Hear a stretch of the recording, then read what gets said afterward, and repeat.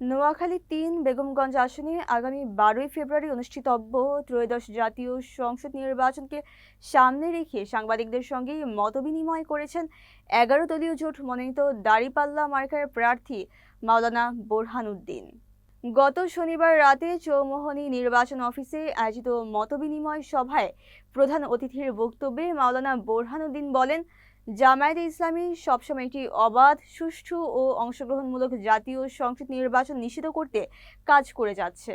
জনগণের ভোটাধিকার প্রতিষ্ঠাই তাদের মূল লক্ষ্য।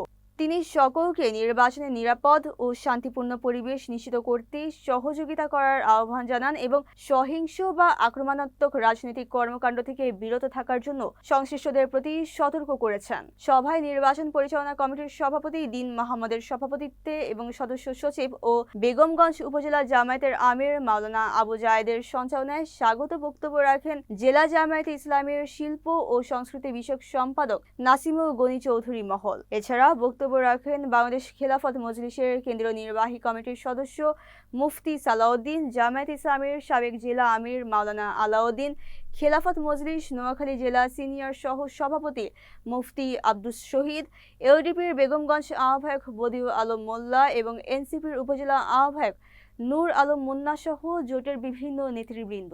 সভায় জেলা ও উপজেলার প্রিন্ট ও ইলেকট্রনিক মিডিয়ার সাংবাদিকরাও উপস্থিত ছিলেন।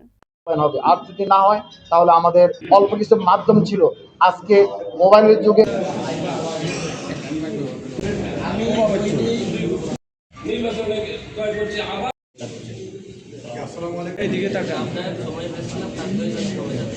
অবাধ, নিরপেক্ষ।